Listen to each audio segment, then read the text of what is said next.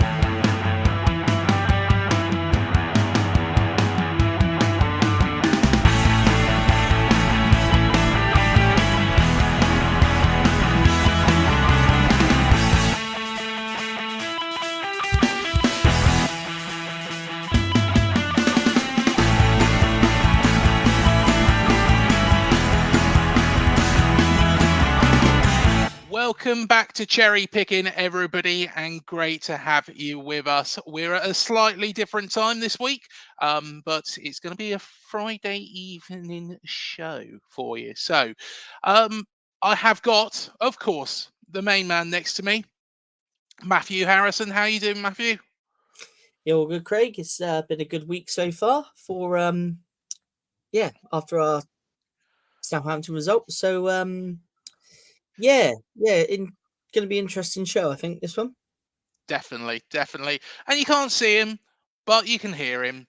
And he's got the tones of an angel. You have got Manny. How you doing, Manny? Mr. Beasley, you always seem to flatter me a great deal.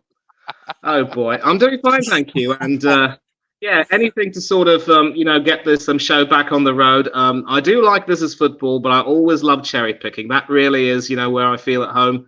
And if I can contribute to any discussions for this particular program, it's always, wonderful to be a part of this. And we've got a lot to talk about. But without further ado, thank you both so much for having me here, as always. And thank God it's Friday.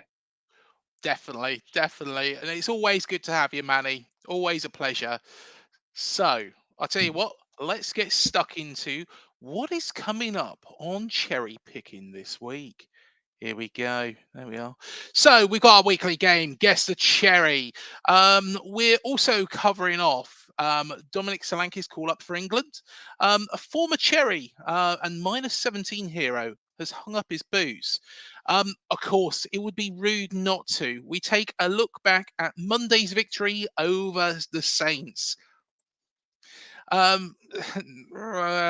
Semenyo is attracting some attention. We're gonna have to cover it, but I'm making sure that he's locked up at Dean Court.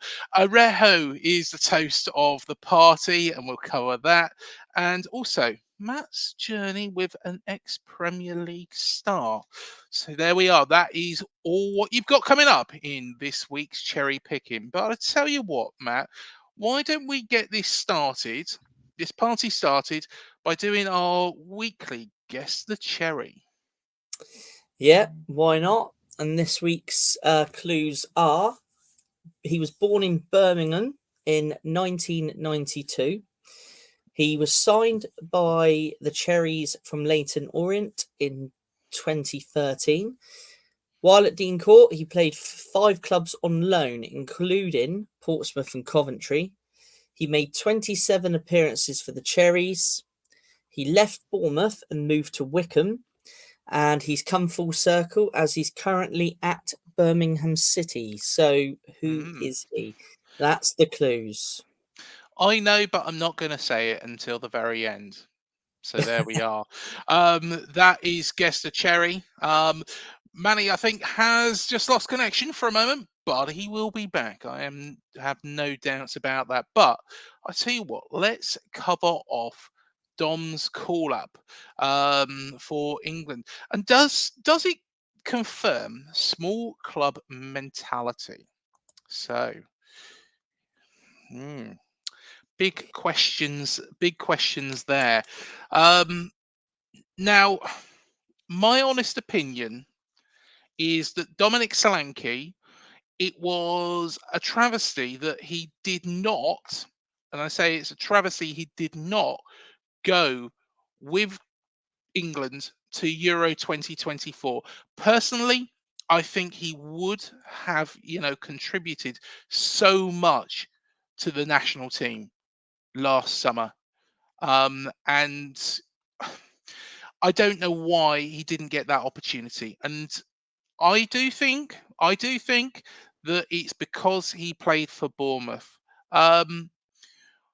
Manny, what do you make on this? Of course, Dominic Solanke's been called up. It's great for Dom. He deserves it. But I think he deserved it when he was at Bournemouth as well. I completely agree, Craig. And, we're going to have this discussion on Twitter and other, platforms for a long time to come. And a lot of people are going to say, well, is it really because of the small club mentality? And you've got to consider as well that if Ivan Toney was able to break into the England squad while playing for Brentford, then there was no reason why Solanke couldn't have done so. And certainly as someone who, has an eye for goal, certainly as someone who's able to run into the box very frequently, very tall, he actually would have been the sort of perfect foil for Harry Kane. But I think Gareth Southgate wanted a different sort of striker. And then Ivan Toney, I'm sure our friend Steve Jenkins, better known as Mr. B for Life, the Brentford fan, will tell you, in as much as he doesn't like the bloke now, he certainly had some good qualities. And certainly with his sort of muscular sort of ability to barge through defences, he provided an option as a super sub, and it certainly proved to be that way in the Euros. But let me make it clear, I wanted Solanke to be a part of the Euros squad. And I suppose it was a case of basically Dominic having to, continue to serve his, late apprenticeship, as it were, with Bournemouth after his time at Liverpool. And I think Chelsea before that didn't go too well. And he sort of found a little bit more confidence in himself. And I love these late bloomers, gentlemen, because, when they finally start to come into their own at a somewhat later stage in their life, they know that, their careers are short and they won't have time to really do what they want to do. And every opportunity they get is precious. So if Solanke does get to come on, you can bet that he will want to make the most of it. And especially now that Tony has gone to Saudi Arabia, I'm sure he'll get that. So I don't agree necessarily that it was because of, his time at Bournemouth. It was just that circumstances were not in his favour and Southgate probably didn't consider him. But now the stars have aligned and, his England call-up is the cherry on top of his ice cream, as it were, pun intended. Although he is no longer a cherry, he is now a spur. If you were to speak to our good friend Eugene from Malaysia, he'd tell you that he's quite satisfied with Solanke right now, notwithstanding the fact that he hasn't played enough.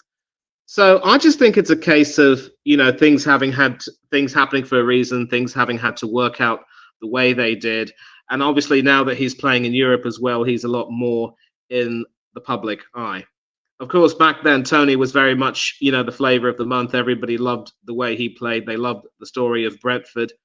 But, Solanke's story with Bournemouth, his renaissance, as it were, was equally. So I wouldn't go so far to say that it's a small club idea. Let's not forget Crystal Palace at the number of players representing England in the Euros. The fact that not all of them saw game time is another matter. Yeah. I'd like to just think that it's an opportunity that's come late, but better late than never. Not asking Dom to really make the most of it. And I say congratulations to him, and I'm glad that we are talking about him. And let me tell you, if he does succeed with England, you can bet that he will definitely look back on his time at Bournemouth and say that time was the time when my career was resurrected, and I will never ever forget anyone at Dean Core. And that is why I'm really glad we're talking about him. Mark my Yeah. words, in his heart, he will always be a Cherry. I want to argue back about that because I do get your point with Crystal Palace. I get your point with Ivan Toney as well. Now, the Ivan Toney to Saudi Arabia move, you know what I think? I think it just lacks ambition. It kind of you've got to be coming up, and this is what Jordan Henderson found was that you're not coming up against quality players over there. Now, a league will grow over time, and maybe the Saudi league will become a big player. There was talk of Saudi Arabia getting a Champions League place at one point, which is ridiculous because it's not a European country. It's nothing to do with Saudi Arabia. It's just not a European country or a European league. When you allow Saudi Arabia to have a place in the Champions League, you then allow, you could have teams from China, the US. It doesn't become the European Champions League anymore. So, but my thing is, of course, Ivan Toney has been left out of this squad. He's been left out of this squad. I don't think he had a bad Euros at all. I think, to be honest, Ivan Toney, when he come on, he did, kind of impress me. And I thought, where was this player that Brentford were lacking for so long? But personally, I do think that there is that sort of mentality that, you know, if a player is good enough but playing in, another league which maybe isn't as fashionable, and that's no disrespect to the Saudi league, but is playing. I can't see, why Ivan Toney's not being picked. And I know this sounds ridiculous because we're talking about Dominic Solanke, but part of me does think, if he was playing for Spurs last year, I think he would have got picked. Ahead of Ivan Toney probably. Um, there is other players in there that have Madueke as well, who I think personally really does deserve his place in this squad. Matt, do you think that maybe the England manager has probably just overlooked Solanke because of he plays for Bournemouth? We're an unfashionable club. We're not, what you would say. I think Palace, of course, are a bigger club than us. Traditionally, historically, Tony, of course, got his chance with Brentford. But do you think there is logic in that? To keep a brief answer, potentially yes, but for me, I just think it's well done to Dom for finally getting in there. Yeah. It's been a long time coming. I've watched his last 3 games for Spurs, and when you watch a former player of yours play for a different team, you watch him in a kind of different light, and I think he was absolutely superb. I've seen a lot more to his game in terms of what he does off the ball and on the ball, and in his movement, and he's going to be a massive asset to Spurs, and I think this is his chance now. I'm just hoping that he gets game time over the next 2 games to prove what he can do in an England shirt, and he can kick on from there. I think, with Spurs, he is just what they were looking out for. He is just what they were looking out for. Somebody who can drop back into that space to actually create things. So I personally think, this, it's a good move for Dom. It's great that he's in the England squad. But yeah, it's one of them. I would have loved to have seen it, when he was in the Cherry shirt, and I think he probably deserved it. I think he's probably deserved it.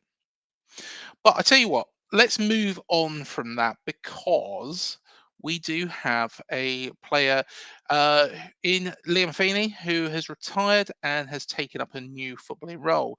So, ex-AFC Bournemouth winger Liam Feeney has announced his retirement from football and has moved into another area of the footballing industry. Feeney made 121 appearances for us and is now a football agent. The much travelled footballer is now hoping to pass on his knowledge on guidance to a new generation of footballers after also representing Bolton, Blackpool, and Blackburn, amongst others as well. So, he wrote on social media, after much thought and reflection, I decided a year ago it's time to hang up my boots and retire from professional football. It was an incredible journey filled with unforgettable moments, challenges, and achievements that I will cherish forever. I want to thank my family, friends, teammates, coaches, and everybody who has supported me throughout my career. Your support has meant the world to me. Also, a thank you to the fans of the clubs I was fortunate enough to have represented. While stepping away from the pitch has been bittersweet, I'm excited by this new chapter in football agency with a refuel. Raphael? I've got Teenage Mutant Ninja Turtles on my mind. Refuel Performance Management. That's me reading that wrong. I've loved every moment of helping the new next generation of players navigate their careers, working alongside the management team that has guided mine, and I look forward to using my experience to guide and support players on their journeys. Football has given me so much. So thank you for being a part of my story. Here's to the future. And he was a massive part, wasn't he, of that Yeah, team? he was big part of that -17 team, and then the promotion side the year after. But yeah, it's going to be interesting because it's the who he guides through in their career, and it was a great player, Liam Feeney. I had a good affection for him, and also Anton Robinson from the same squad. I believe he's in agency work as well. So it's good to see that people are staying in the game and moving on to pastures new after their career finishes. And what's good about these ex-players, taking on these sort of roles, is there sometimes people from outside of football, and I think you probably agree with me on this, Manny. Sometimes these people outside of football don't really understand it. Years ago now, I spoke to Andy Banal, who was David Beckham's agent. And I did ask him about somebody we'll mention in a moment, Ryan Fraser, and him not signing the contract. And I said, do you think that that was an agent who decided that? And he basically turned around and said, yes. Whereas, of course, Ryan Fraser at the time wasn't being managed by an ex-footballer. Whereas, ex-footballers will understand clubs, understand what's best for the careers of, football players, won't they?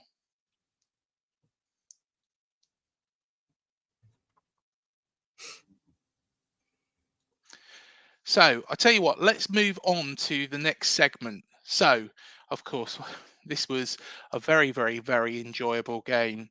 And of course, against Southampton, we ran out 3-1 winners on Monday Night Football.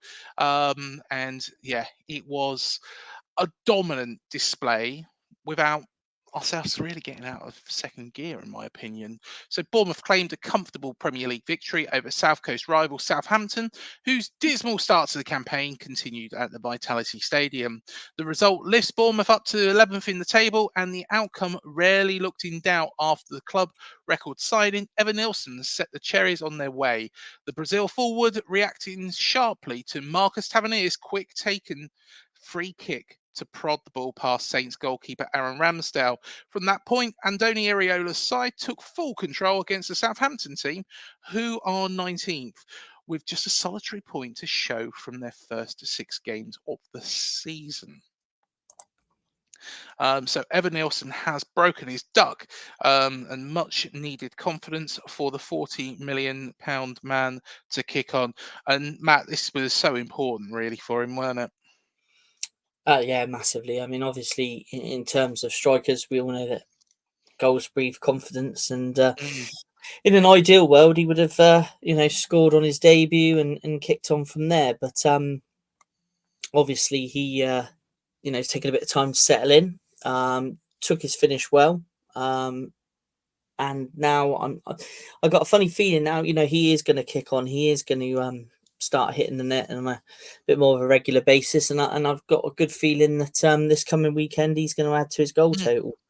But yeah, I mean, you can see he's a good player. I don't know if you've seen any of the footage on the club website of the training and things like that. But he's, Yeah. even when he's training, he looks hungry to finish. So yeah, very very good player. Very impressed with what I've seen so far. It's just needed a goal, which he's now got. Hmm. And yeah, we kick on and we see where this now takes him. Can't see him being a one goal wonder. No, I think I there's don't definitely think more goals so. in him. He's played at a decent level, played in decent competitions, and Mhm. yeah, I think he's gonna prove to be an asset. Different player to Dom, gives you Yes. something different that Dom didn't give us, but at the same time, he's going to kick on now, I think, and hopefully progress on. You can see the relief on his face, can't you, as well, after that Oh, goal? massively, yeah, yeah, Yeah, it was massive. started to bug him a little bit, especially after that Chelsea penalty miss. So, yeah, Mm. hopefully, fingers crossed this weekend, second goal of the season, maybe third, fourth.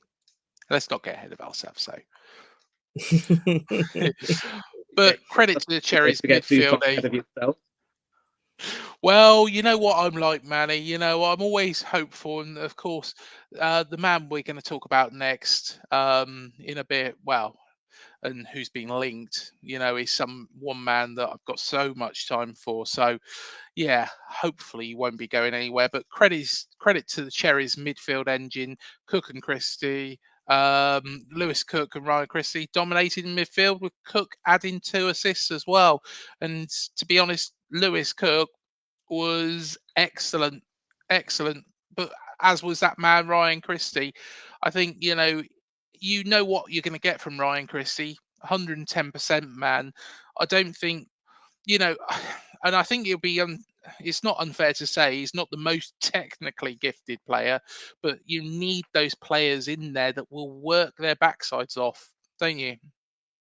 Yeah, I mean, I can't speak any higher of these Mm, two than what I've said before. But I thought on Monday night these two working together were immense. And I think Cook, if you take Semenyo's performance out of the team, I think Cook was putting in a man of the match performance on Monday night. It was unlucky that Dango got the touch on the goal, because obviously that was his.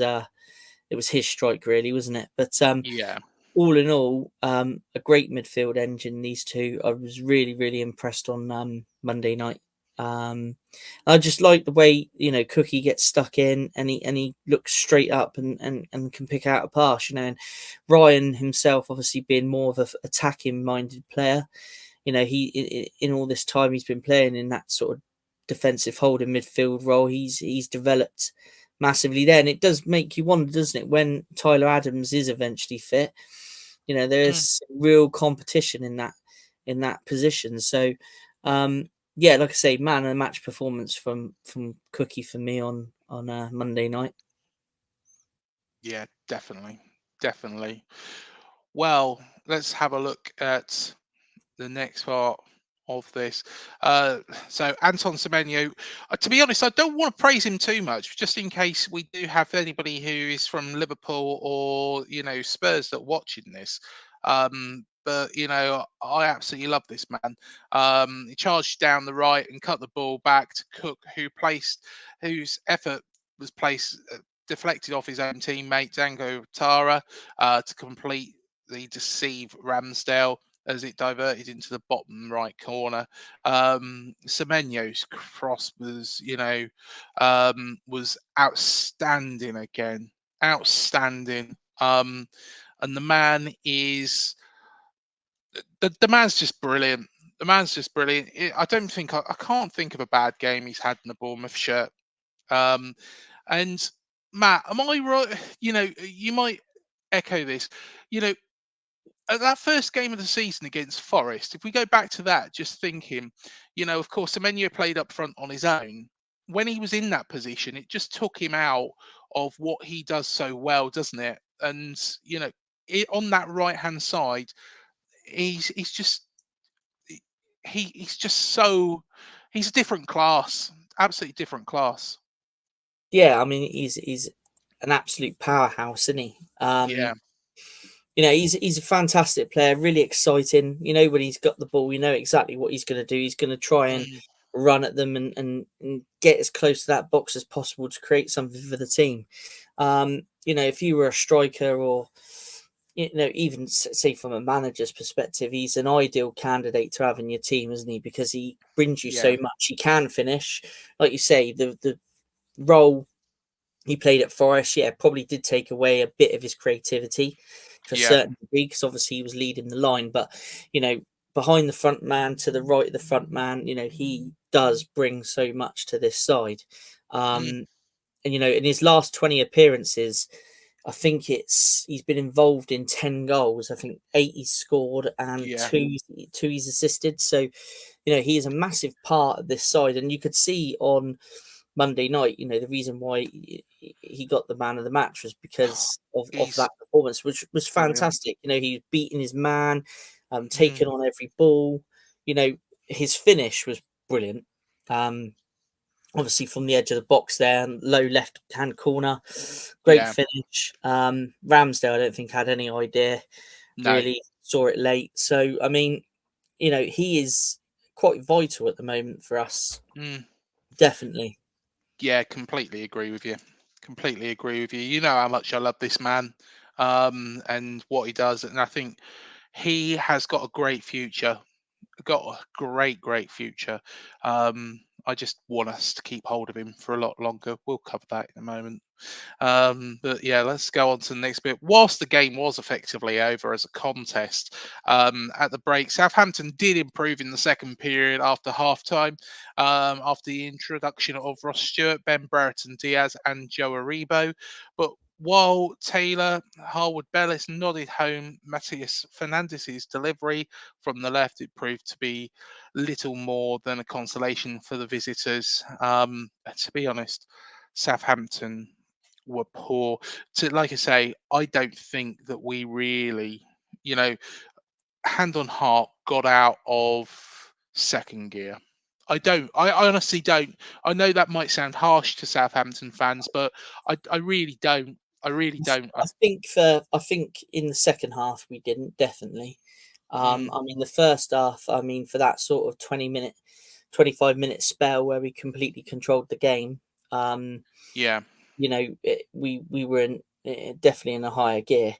Um, you know, but the second half, I think the substitutions they made obviously made a massive difference. We'll go on to Saints' problems in a minute, but yeah, this is quite good to get Manny's view on the Saints shortly after we go through Russell Martin's bit. But I think you know, when you look at their first half performance, Saints, it does, you know, if you're a Saints fan, you are worried, aren't you? yeah, But it'd be interesting to see how they react this weekend because obviously after Russell Martin's press after the game, you know, he was quite open, really, wasn't he? And said a few things that some managers probably would have got chopped for the next morning. yeah, Yeah, it's yeah. I agree. Second half, we definitely didn't get, you know, raise a gear, but yeah, for that sort of 25-minute spell where we controlled the game in the first, and that's all we needed, really, wasn't it? I mean, we, you know, didn't have to play yeah, the full 90 minutes at top gear because even with the substitutions the Saints did make, you know, the game was pretty much dead at half time, wasn't it, from their perspective? yeah. Completely agree with that. Um, Here's one for you, Manny. Has Rambo really made the right career move? Um, First of all, I'm going to sort of echo what Matt was saying about the game, what you were saying about the game. It was effectively over, you know, as a contest by the first half, and Bournemouth good value. And it was also interesting. I remember watching the pre-match show, via the Premier League channel. We had Michael Owen and Jamie Redknapp pundits, and Redknapp is also one of those players who now, like Rambo, has played for both Bournemouth and Southampton. He actually was at Bournemouth at the beginning of his career when his father was very much ruling the roost at the time, and later on in his career he went on to play for Southampton. And I'm pretty sure that when you've done some videos, we've all done some videos talking about the Bournemouth-Southampton connection, Mr. Redknapp was in fact mentioned. And what they were talking about is the way Bournemouth were able to, continue the press after a tackle. So, like, whenever, let's say, for example, it would be Cook and Christie in the midfield, or someone else would also come in. If Cook would get into a tackle with someone else, the ball would be, loose, and it would be Christie or maybe someone like a Semenyo or a Tavernier or a Justin Kluivert who'd pick up the slack, and that press would continue. And that is a hallmark of the type of style that Iraola seems to have impressed, pun intended, of course, on your team, and it's worked a real treat. So Bournemouth, once again, simply were just too powerful, and I think Southampton are going to have to really take a long, hard look at themselves, and maybe Russell Martin will need to consider whether or not the style he wants to use is actually going to be beneficial for his team. And this sort of segues into, Ramsdale, whether or not his move to Southampton was the right move. I think it's fair to say that he was never really going to get much game time at Arsenal with, Raya now very much established as the number one.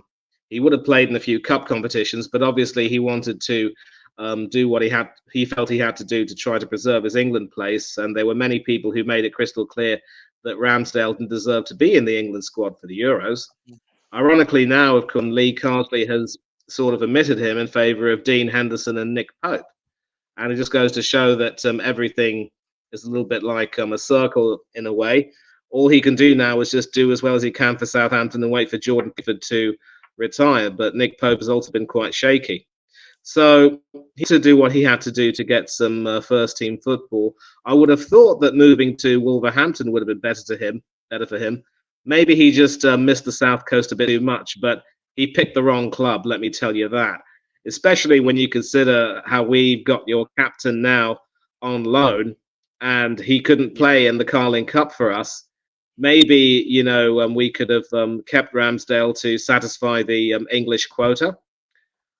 I think anywhere he would have gone would have been good for him in terms of getting first-team football, but maybe Southampton wouldn't be the right move for him. It will remain to be seen, of course, how the season pans out, if it works out for him. I do seem to remember Joe Hart joining Burnley after the 2018 World Cup. Obviously, that was a season from hell for him, and then he hoped he'd find some happiness with Sean Dyche at Burnley. But then after a half season, he was replaced by Tom Heaton, and he never really recovered from there. So hopefully for Ramsdale, it won't be that way, because he's got Alex McCarthy in the wings. McCarthy, of course, was the goalkeeper who helped them get promoted with a fine display in the playoff final after he had become third choice. But he worked his way back. And, of course, in the League Cup, when he played against Everton, it was his penalty heroics that got them through to the next round. Yeah. So Ramsdale can't not know that he has some competition. And, he's going to have to really work hard to make sure that he doesn't concede too many more goals. Otherwise, for several people who don't like him, people are going to say, well, history is repeating itself. I will be honest with you boys and say that I'm not too big a fan of him as a goalkeeper, but I recognise that he has some potential. And hopefully now, with a move away from Arsenal, he can focus on developing his all-round game, and that's an all-round goalkeeper, and just, developing more. But it's not going to be easy when you're with a team that's conceding too many goals and that are also likely to be relegated. So it's going to be difficult. And if I can briefly speak about Warren Feeney before we move on, it is wonderful, of course, that he has gone on to become an agent. And someone like him who's had a good career, obviously with Bournemouth and several other clubs within the Football League, it's a different world from playing Premiership football. And, players in those leagues don't get paid as much, don't get as much publicity. And some, with regard to a lack of game time or what have you, are not very well publicized. So someone who's been in the trenches, who's worn the T-shirt literally and figuratively, will be a perfect fit for becoming an agent. It's a different career path to coaching, where you're expected to answer to a lot of people. But with an agent, being an agent, you answer to the player and you represent the player's best interests. And I think that could be pretty much a good move from him.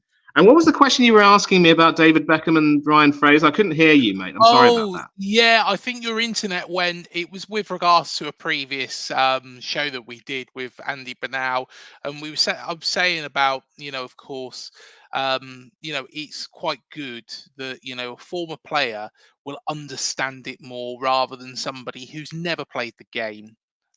So really, that's where I was getting at with that. But I think, Rambo, I think he has picked the wrong club. I think, it's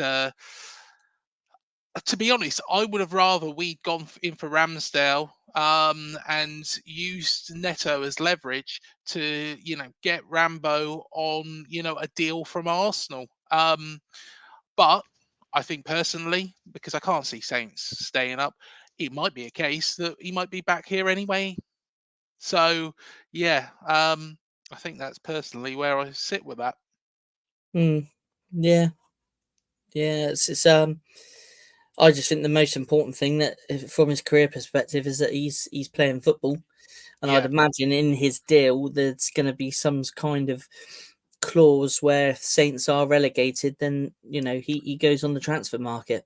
Because I can't yeah, see that if he's moving to Southampton to resurrect, well, not resurrect, but keep his England career going. I can't see. He knew what kind of side he was going into. He knew that they were relegation favourites to a certain degree, didn't he? And yeah. he's there to make a difference. And I think he's a decent keeper. I've always rated him. I understand Manny's points on him as a goalkeeper. I do understand that. Would I have gone back in for him? Not necessarily so. Do I see him coming back to Bournemouth? Is he good enough with his feet? Wow, that's the That's the thing, isn't it? question. And I don't know whether he is, to be honest. Hence, we've got someone like Kepa that's come into the fold. Mm, As we know, Areola wants a goalkeeper that can use his feet and be good on his feet. But yeah, in terms of Rambo, I just hope that at the end of it, he comes out with a positive outcome. Whether he stays at Saints if they stay up, which I can't see it, or whether he moves on to another club if mm. they are relegated. I can't see him staying in the Championship with them. Just can't No. see it. But yeah, it's going to be interesting to see what he can bring to the table. And who knows, this time come May, he might be the hero that's kept him in numerous games throughout the season. That's scraped him up to stay in the just about stay in the league. Who knows? It's long old journey with the league yet, isn't there? So Yeah, yeah, I it'll be can't see him. interesting. Yeah, I've always watched his career, even when Yeah, he went to Sheffield and then to Arsenal and now to Saints. I've always kept an eye on it. I've always liked him. I always thought he had a good attitude at Bournemouth. mm, Career wise, I wish him all the best. I hope to see him in the England squad again. But obviously, same with strikers, isn't it? In terms mm. of strikers scoring for keepers, it's keeping them out, and at the minute, he's not really keeping them out. Not to any fault of his own, really. But yeah, long term, it'd be interesting to see what happens, wouldn't Well, exactly. I can't see him fancying Oxford away. it? Agree. And briefly, Craig, if I may say so, you would have had to offer us more than cash and Neto to get Rambo, because at the time we weren't Mm, interested in Neto. We were looking for someone else, so we got Neto as a bit of a last minute option. Worked out okay, except for the League Cup, but we've got a decent backup goalkeeper who's played in Europe, so worked out well, I'd like to think. fair enough. Well, Russell Martin has delivered a brutal Saints verdict. He said, "We started really well and had two really good moments in the game. We showed the guys how Bournemouth like to play, quick free kicks and run. We switched off and conceded. Exactly how we did against Manchester United a couple of weeks ago. We don't respond to a setback very well. I'm so hurt by the first half performance after the first goal. I didn't recognise our team. I'm usually proud of them for the courage they shown, but there was no aggression and no courage, no intensity to play. Looking around, I saw self-preservation mode on the pitch." And he continued. I didn't recognise the body language. I didn't like that one bit. In the second half, they showed lots of fight and courage, which was too late. I'm really hurt and disappointed by the first half. It's on me, and I have to give them some tools to respond to the setback better than we did. We obviously haven't learned from the setback at the Manchester United game, which is a problem. We were soft, so forget the style of play. If you don't want to run, fight, and make contact, take things personally.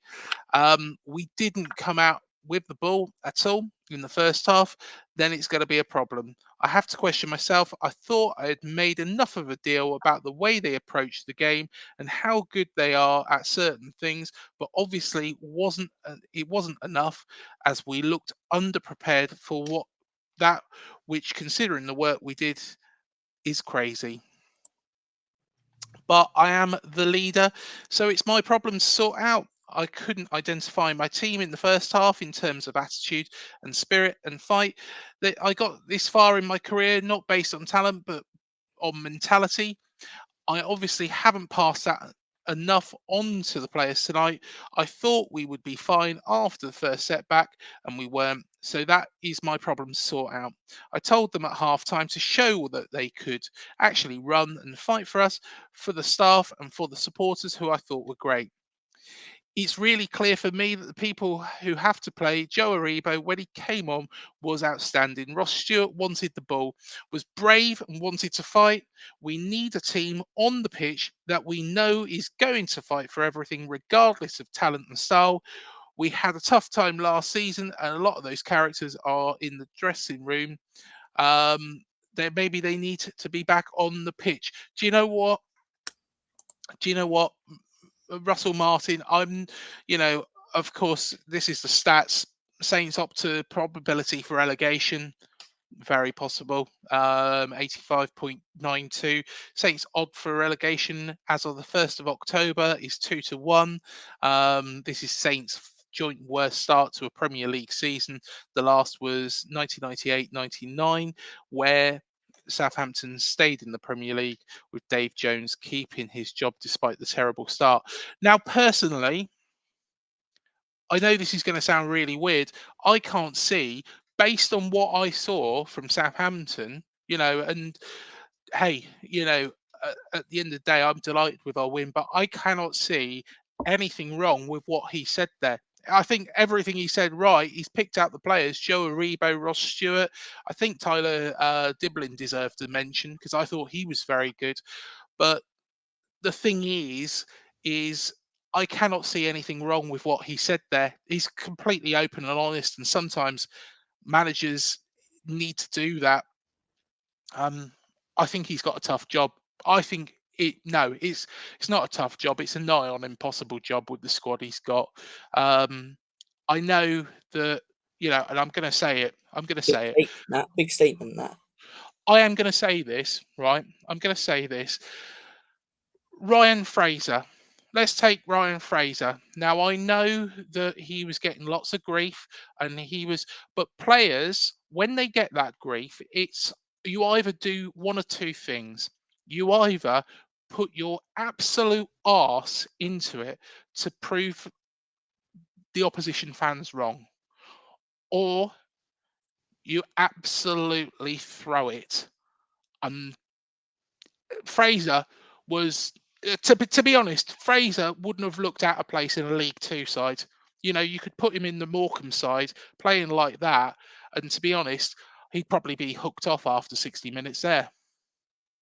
In terms of Ryan Fraser, I've got absolutely nothing to say on the bloke, to be honest. But in terms of this, I think, he seems he's a manager under pressure, isn't he? And I think he's, fair play to him to be open and say, basically, in not so many words, he's picked the wrong personnel. Yeah. And the personnel he should have picked with a bit of fight in them from the start of the game was sat on the bench. He's done well to get them promoted.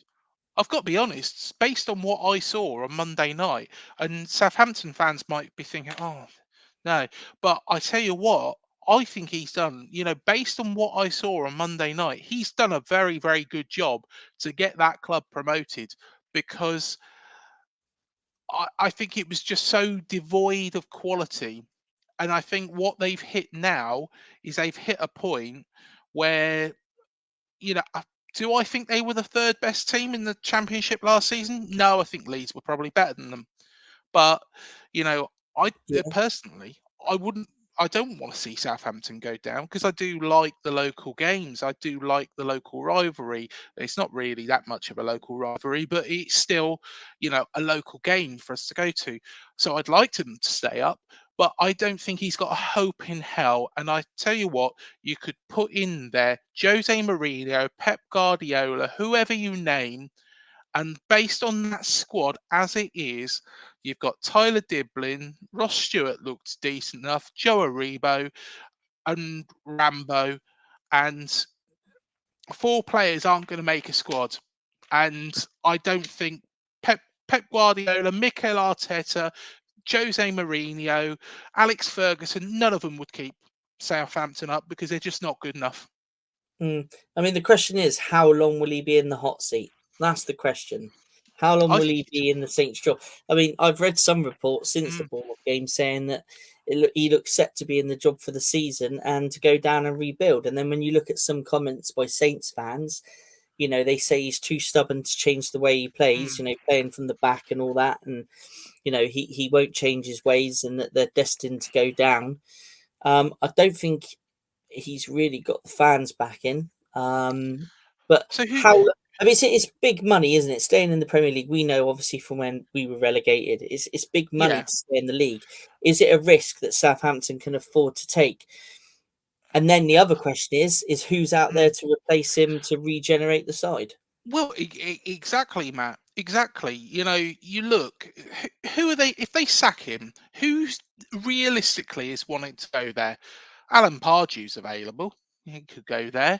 You know, they're not going to touch Nathan Jones with a barge pole. You know, they could probably get him off I don't know. Charlton if they wanted.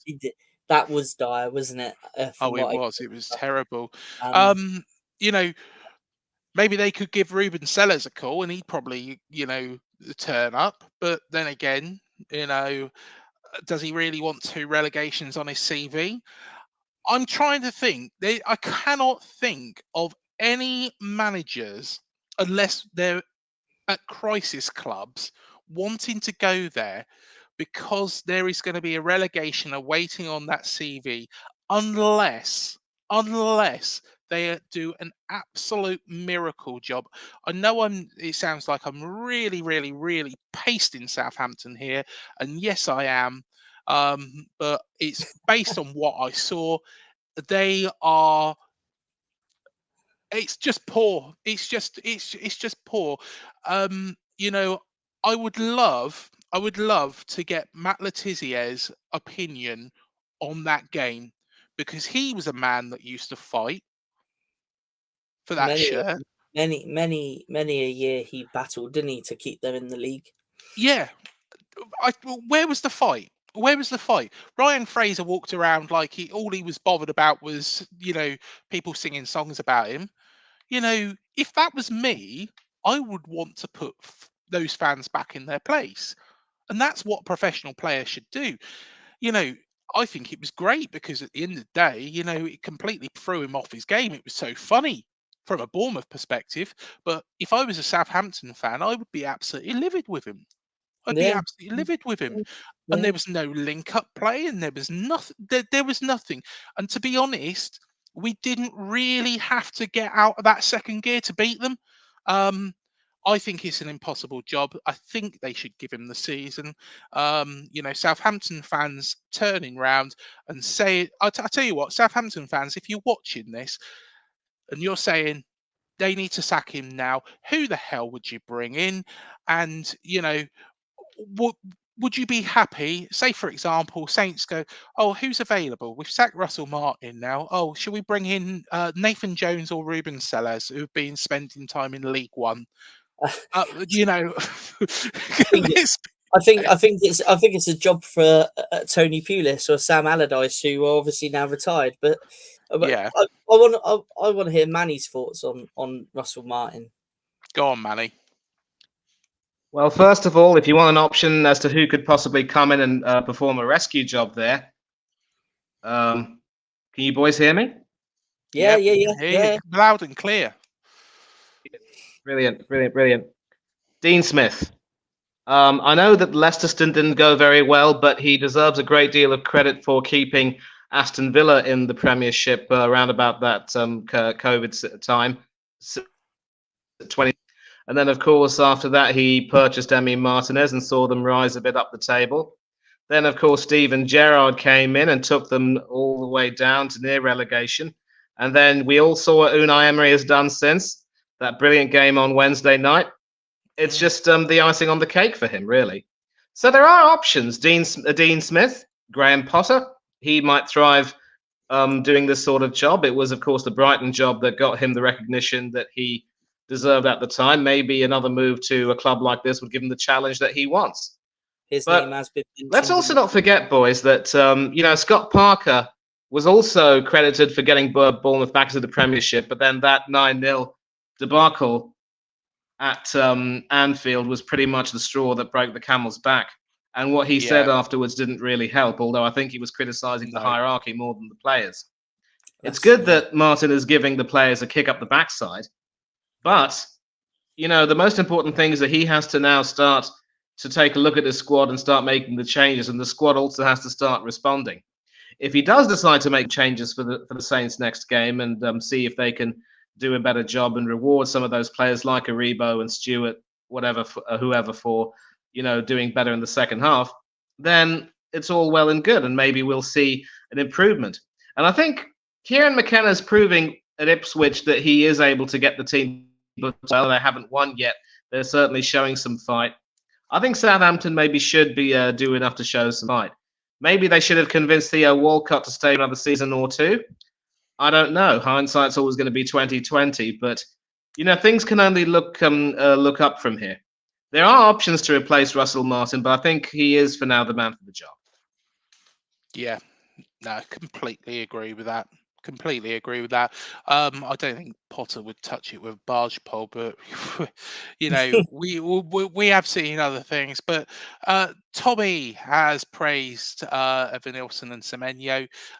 So Bournemouth assistant coach Tommy Elphick spoke about goal scorer Evan Nilsson after Monday's victory over Southampton. When you come with such a price tag and you're trying to fill the boots of someone who served the club so well, as in Solanke, there's always pressure with that. But there's no surprise to us. There's been a little bit of noise outside, but the way he's been training, what we've seen daily, it's not a surprise that he's got the type of goal that he's got. It's a team performance that's been coming. The first 45 minutes was electric from our point of view. On Semenyo, he can go both ways, left foot, right foot. He can go down the outside, inside.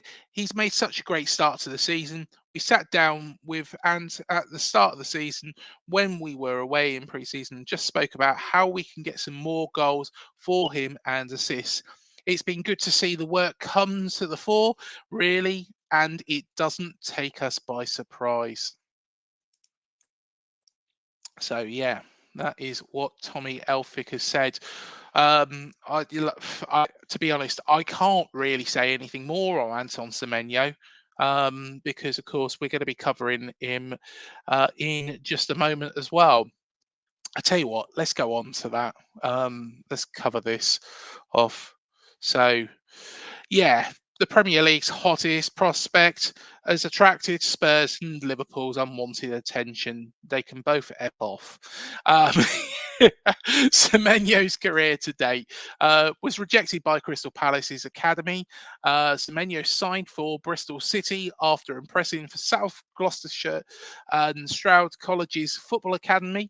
Made his Bristol City debut coming on substitute for Lloyd Kelly at Ashton Gate in a defeat to Sheffield United. Bath City loan deal saw Semenyo play 16 times, scoring 6 times before returning to Ashton Gate, and then signed for Newport County on loan, playing 32 games, scoring 6 goals. A 6-month loan spell with League One Sunderland followed, with only 7 appearances for the Ghana international. They've gone mad then, Sunderland. Making an impact at Bristol City from the 2020 season, Semenyo cemented himself as a first-team regular. Speculation about the Ghana international began as a result of his powering performances, with Premier League clubs said to be monitoring his progress. 2022, he was included in Ghana's World Cup squad. And then, of course, we paid a sum in the region of 10 million to Bristol City for Semenyo services. Scored his first Cherries goal in the 4-1 win against Leeds United. With his powerhouse runs, beating defenders, creative play, and eye for goal, Semenyo has become a Cherries hero. He's made 54 appearances, scoring 12 goals. In his last 20 appearances, he's contributed 8 goals and 2 assists, which is outstanding. So there we are. That's his statistics so far. It is fair to say that on that, Semenyo is at home and he needs to go nowhere. I love this man. Like I say, I have got, I'll admit it, I've got a man crush on this guy because he works his backside off, but he is just he's got so much quality. And of course, there is speculation around Anton, and we're going to cover that. The report states that Tottenham would be willing to spend around 40 million euros in order to get the deal done. Semenyo is highly rated in the Premier League and has a bright future ahead of himself. He could be a key player for Tottenham in the long run. However, they are already well stocked in the right wing department, and it remains to be seen whether they can accommodate the Ghanaian. No, you can't, Spurs. No, you can't. He wants to stay here. Brennan Johnson and Dean Kleskowski, I think I said that right, will be ahead of him in the pecking order. And the 24-year-old is unlikely to want to sit on the bench at Tottenham and likely wanted to stay at the Cherries.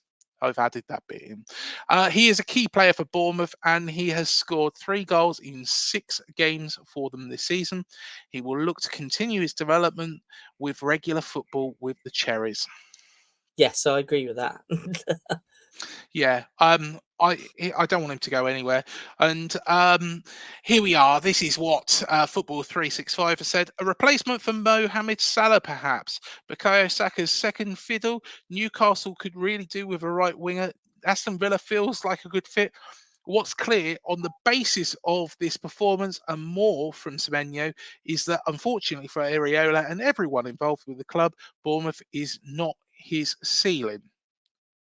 Yeah, but he's taking us places, isn't he? Well, I kind of agree with that statement slightly.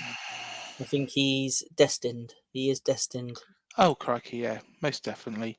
Hotspur HQ have put this out. Tottenham are reportedly ready to pay £33 million to sign a Premier League winger, according to a Spanish outlet. 33 million. You're having a joke. That's getting rejected.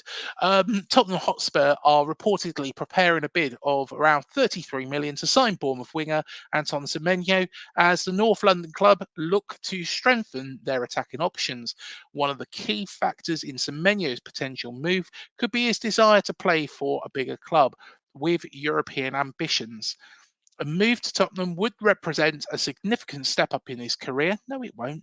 Offering the chance to prove himself on a larger stage. It remains to be seen whether Tottenham will make an official bid for Semenyo in the near future, but if they do, the £33 million fee could be enough. No, it's not, to convince Bournemouth to part ways with their in-form winger. Right. I tell you what, Matt, you go first. I'm not surprised that there's speculation starting surrounding Semenyo.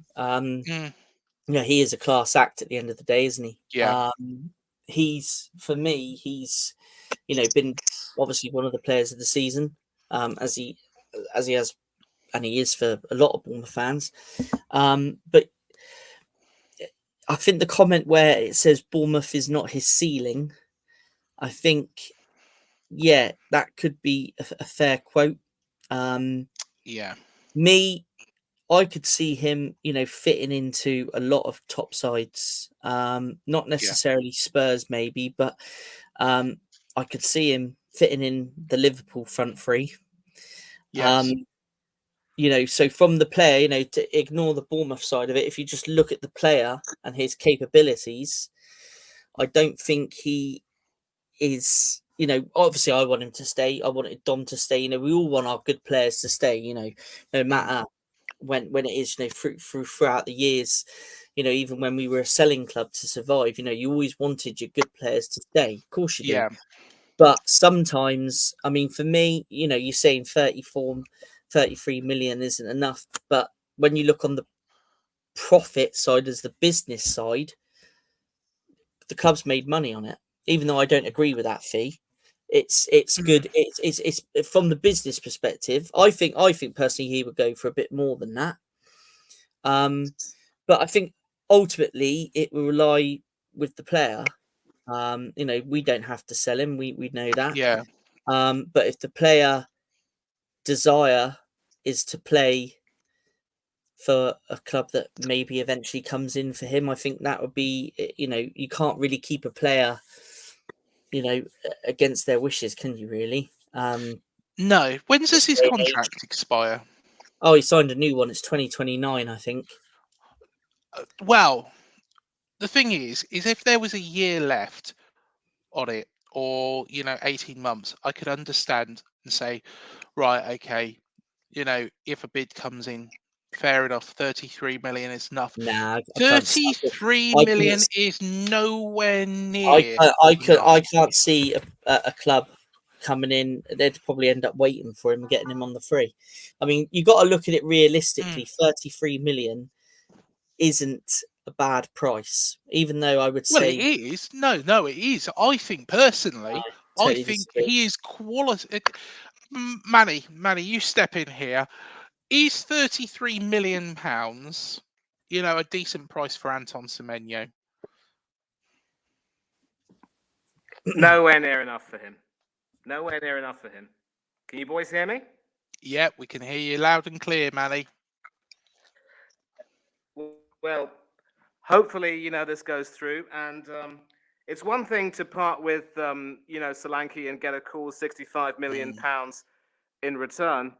Although maybe if you were a smaller club, you could have demanded a bit more from him for these in terms of add-ons, like an England call-up or maybe some European or domestic success with Tottenham Hotspur. But 33 million is nowhere near enough for him. And while you were able to get a good replacement for Evan Nielsen, you couldn't. I don't know if you could immediately get a replacement for Semenyo if he were to leave. The most important thing, though, is to let him stay for the season and see how things pan out. Because if he continues his red-hot form until the end of the season and Bournemouth achieve something, hopefully, the interest will only end up skyrocketing and more money will, be offered for him. So I'd suggest, keep him for the season and just wait for everything to take its course. So Dominic stayed until the end of the season last time around, had another wonderful season, and then Spurs were interested in him. And then, if at the end of the season things go really well for him, but then clubs do offer him money, you'll have to take it from there. He would be a good fit for Aston Villa because obviously they had to sell Moussa Diaby and Leon Bailey hasn't exactly been the same since Diaby left. But, Aston Villa could definitely do with a guy like him. And I don't think Arsenal will want someone who will necessarily have ideas of displacing Bukayo Saka. Because as far as the fans are concerned, he's the star boy and he has to play. And yet, sadly, if he plays far too often and gets an injury, the poor boy could, burn himself out. But as far as Semenyo is concerned, hold on to him. The only way that he leaves the club before the end of the season is if anyone can prise him from your cold, dead fingers. Yeah. I am going to make a statement now. I think Semenyo is worth miles more than 33 million. I'm not disagreeing with you on that. Right, my point I'm trying to make okay, is that I don't think clubs would part with more money than that currently. If he goes on this season and stays with us this season and Yeah. is top of our assist charts and has contributed, like he's continued, last 20 games, Yeah. 10 more money. I can't see at the moment anyone else parting with more money at this stage. If he stays with us and has a tremendous season like Dom did last year, like Manny's just pointed out, then there'll be more money demanded for him. Definitely, 100%. Yeah. I think this guy is a fantastic player. I love watching him. I mean, he's my old man's favourite player on the pitch. He just loves watching this guy. But I just think when you look at it from a, business perspective, I just can't see any club spending more money than that at this present time. That's the point I'm making. Yeah. Value-wise, I totally agree with what you're saying. Value, Yeah. his value to our team is worth more than that money. Oh yeah. But Yeah. that's the point I'm making.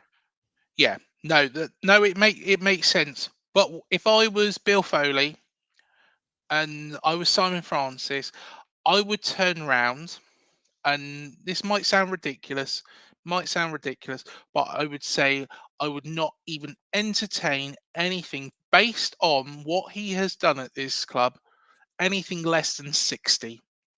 I would not entertain it. I don't think it's going to be a Frano or a Foley decision. If the player wants to go, the player will push for the move.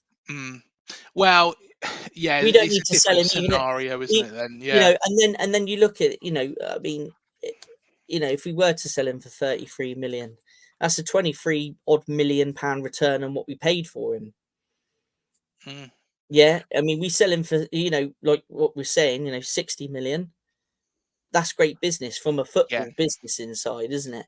But I mean, his value to our team is worth more than money, I think, at the minute. Yeah, completely agree on that front. Totally more than money, because I mean he has been so vital in these opening 6 games, isn't he? Yeah, so vital. And but if I was in a position of power, and I was Frano, and of course, like you say, I do take that on board. If the player wants to go, the player wants to go. But I would not entertain anything because he seems happy. He seems very, very level-headed. He seems like he's down to earth. I mean, I would not entertain anything less than 60. Look at the Saints game. His dad and his brother were sat just to the right of us, and look at the amount of pride his dad had on his face when he scored that goal. His dad was so proud. It was lovely to see. He was there turning around going, "That's my boy, that's my boy." He was so proud, wasn't he? And his brother plays at Eastleigh. They were both there, and you can see, the effect he's had on his family. In it is he's a great person, great guy. I just hope he stays with us for as long as possible, for as long as he's happy, and for as long as he's contributing performances like he has done all season so far. Anton, if you're watching, we love you here. Just stay. Otherwise, I'll have to, I'll have to chat to you myself and say, look, just stay here. You don't need to go to Liverpool, Spurs. There's small clubs like that. Forget them. I tell you what. Let's agree. Move on. I completely. And as someone who supports a big club myself, I do take a lot of interest in small clubs and their fortunes. I would say definitely, Anton, you would need to stay. And of course, you've obviously dealt with the Jefferson Lerma situation, boys, where he decided he wanted to leave. But now he's moved on to Crystal Palace. We haven't heard much about him, and you don't talk about him anymore. But as long as he expresses a willingness to stay, if he has the final say on it, then that should be what matters. I mean, Aston Villa tied down Emi Martinez to a bumper deal going on until 2029, and he's made it clear anywhere. And look at how, look at the relationship he has now between himself and the club and the fans. He could go on to be an absolute legend, a little bit like Jimmy Rimmer and Nigel Spink were for them. And hopefully Semenyo will stay as long as possible, a little bit like how Lewis Cook and Adam Smith have done. Different sort of legends, one would say. But as I said, hold on to him. The only way they let you go, they take him from you, is if they can prize him from your cold dead fingers. Yeah. And I'll tell you what, they're not prizing Anton from mine. So there we are. Anton, you are staying. End of story. Let's move on. Time for something a little light-hearted. Yes. Julian Arejo, the toast of the party. So Bournemouth defender Julian Arejo has been hailed after joining supporters in the pub to celebrate their derby win over Southampton. I wonder if he had a tequila. The Cherries eased to a 3-1 win in the South Coast derby on Monday night, with Andoni Iraola's side producing a dominant display. Fullback Arejo then fulfilled a promise to Bournemouth supporters following the derby win. There he is.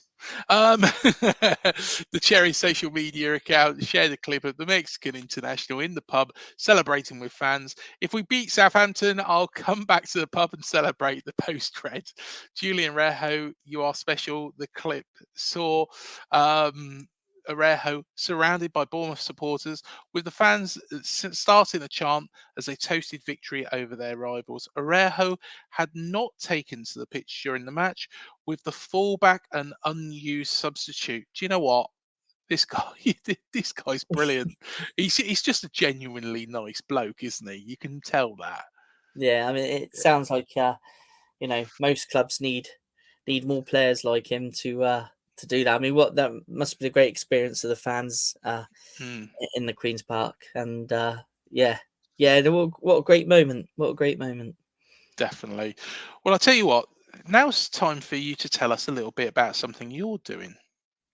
Ah, yes. Take it away, Matt. Well, yes. Well, for those that know me, I'm a little bit on the chubby side these days. A little bit overweight.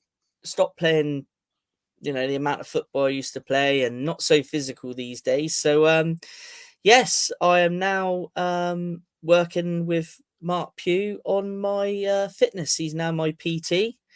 And he's sorted out my dietary plans. He's given me training plans, and I'm speaking to him most days on how I'm getting on and my progress. And it's only in its infancy. It's only started in the last the diet side of it's only started this week. I had my first weigh in and catch up with him on Sunday, which is going to be interesting to see how much I've lost. But yeah, it's weird because for a long time I've thought about needing to get fit again, and ideally just for your own benefit, but also part of me feels like I want to play a bit of football again. And in my current state, I can't run from my front door to the driveway, so without being out of breath. So and it's, for me, I know it sounds daft. I mean, I could have gone with any sort of personal trainer, but I think because Mark is someone I've watched and admired over the years, it's given me that extra drive to succeed, if that makes sense. And he's really encouraging it. It's quite amazing how just a few messages a day kind of inspires you. But I think I'm inspired more because of watching him from when he joined us, all those years ago, and watching him grow up through the leagues as the club developed. And he is a big hero of mine, and that's given me the extra drive to succeed. I won't tell you how much I weigh, and I won't tell you what the target is at the minute. But yeah, I'm tracking everything. The dog's going mad. For some bizarre reason. But yeah, the diet side of it is tricky because I'm a picker. I like to pick in the evenings, but I've completely changed the diet, and I'm really looking forward to the results on Sunday to see where I'm at, how much I've progressed. And to be fair, even if I haven't really progressed that far, I feel really good in myself. And since I've been training, I've been in the gym every single day this week. And since I've been training again, I've started to feel good about myself. I did a park run last Saturday. I didn't manage to complete it. So my aim this week is to do a park run again at some point, probably Sunday, and do a good run on Sunday. Yeah, it's all about just setting goals, reaching targets. And yeah, just having that extra bit of guidance from Mark is quite inspirational. So, but yeah, I'm tracking everything, and I will create a video or something at some point, which we'll probably put on the channel to track my progress. So, yeah, all good, all good. Fair play to you, mate. Fair play to you. And by all means, Mark Pugh, of course, is available to, if you are thinking to follow the same steps, by all means, do drop in the comments, and we can pass the details over to Mark so that he can get in contact. But I guess we have to guess the cherry. Craig, oh, is that Manny? Craig, before we do that, let me just offer a few. Yeah. Sorry, can't hear you, Manny. Say again, mate. Just a few. Yeah, so if you can hear me now, I just want to say a few things to you, Matt, on your fitness journey. I think Craig will also testify that I've been on a fitness kick as well. I haven't been fortunate to, acquire the services of a Premier League legend like you have, and I think it's fair to say that Mr. Pugh has left his mark on you, pun intended. But always remember, as you said it, don't worry if you don't get the results immediately. It's always a process, yeah? And if you set these targets in your head, just make sure that you continue to work to try and reach them. There are going to be some moments where you feel completely lethargic and you feel completely off, and you just wonder, I don't know if I can hit my targets today. If I'm not going to feel good about myself. That really is the period when you need to, improve your resolve. And don't hesitate to take one or two rest days in between. I've added an extra rest day in a week to my routine, and it's worked wonders. So I promise you, it's going to be worth it, with or without Mr. Pugh by your side. I promise you, you're going to see the results very soon, and I wish you nothing but the best of luck. I really do. And as far as Julian is concerned, I think his antics wouldn't have, earned the approval of Arsene Wenger back in the day. But if it works for Senor Areola, it's just as good. One word of advice I'll give him: say no to the tequila. Make sure you have the local brew. That's the best way to, endear yourself to the fans. Well, there we are. We'll get him a pint of Ringwood, Chewy. But I tell you what, let's quickly touch upon Guess the Cherry. Guess the Cherry, so, yes. Here we go. This is the clues. So he's born in Birmingham in 1992, signed from Leyton Orient in 2013. While at Dean Court, he played for 5 clubs on loan, including Portsmouth and Coventry, made 27 appearances for the Cherries, left Bournemouth and moved to Wickham, and is currently at Birmingham City. Who is he? I think I know. Well, he is. Tonight, Matthew, I'm going to be Ryan Alsop. There we are. I thought so, but I thought I'd let you announce it, just in case I was wrong and completely messed it up. But there we are. That is all we have time for this week. By all means, hit like, hit subscribe, hit the bell button below. Helps this channel to grow. Also, here's a bit about our sponsors, Dental on the Banks.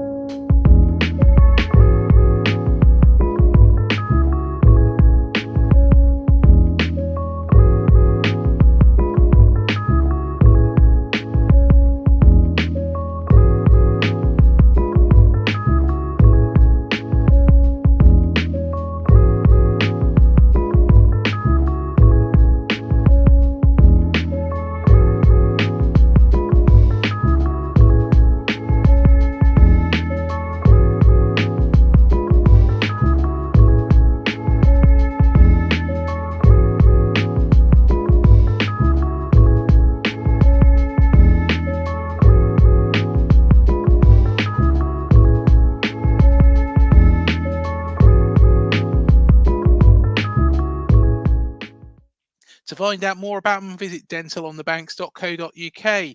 So we will be back next week for a bit of a special show. Matt, pleasure as always, and Manny, pleasure as always. And thank you, everybody, for joining us. You've been watching Cherry Picking. Over and out.